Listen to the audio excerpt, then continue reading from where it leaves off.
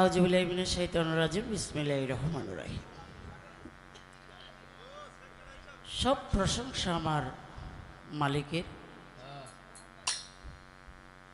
তার সাথে আমার এই যাকে সৃষ্টি না করলে পৃথিবী সৃষ্টি হতেন না, হযরত মুহাম্মদ সাল্লাল্লাহু আলাইহি ওয়াসাল্লামের পাক রওজায় আমার ভক্তি চুম্বন রেখে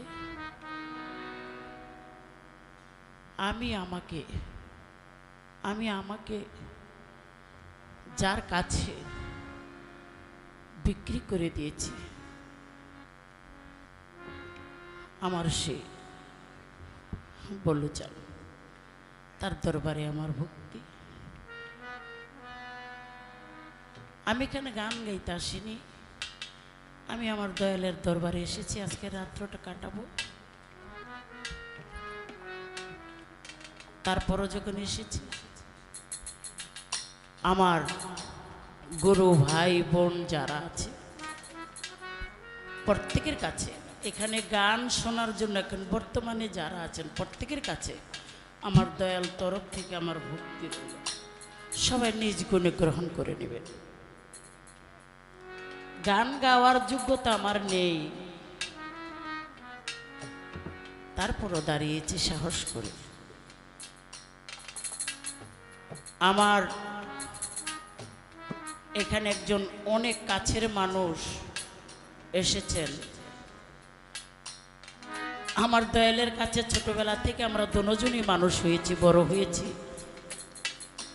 এখন সে একজন দক্ষতারী কামেল মুর্শিদ কামেল গুরু, যার নাম এমাকুল শাহ।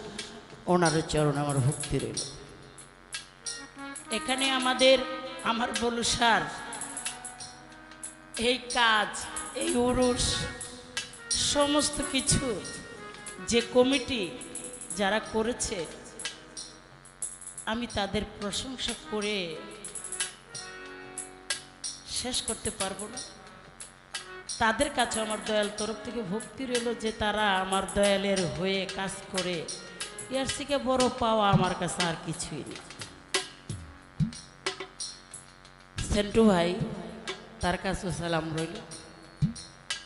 আমার বলুসার অংশ, আমার চাচা পীর, ওনার কাছে ভক্তি রইল।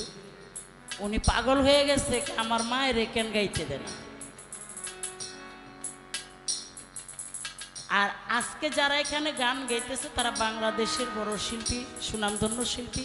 তাদের পাশে গান গাওয়ার মতো আমার সেই মন, সেই যোগ্যতা, সেই শক্তি আমার নেই।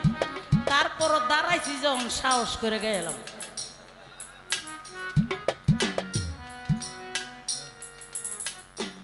তো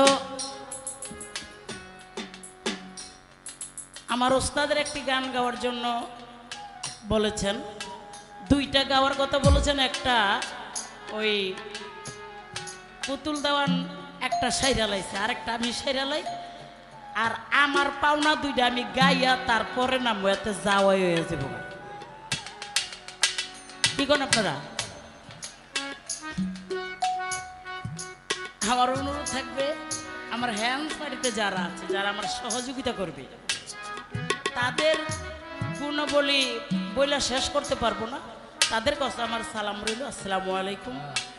আর এই যে ইউটিউব যারা, এই চ্যানেল যারা, আমি অনুরোধ করবো, আজকে গান করেছে, কথা বলেছে, এই বালডিরা ইকে খারাপ দুগে ফালাই দিয়ে,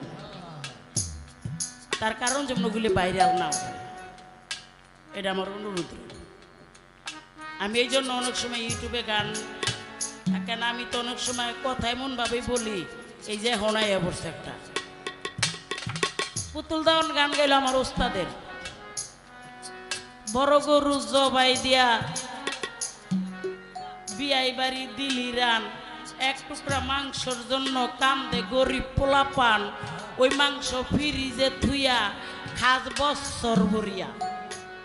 হ্যাঁ, গরু কুরবানি কন্টেসে দেয়, কিন্তু একবার দেখছে বা কেউ জানছে বা কেউ জানার চেষ্টা করছে যে গরু কুরবানি দিলে হইব না কোনোদিন দেহের কুরবানিটা দিয়ে দেখছে?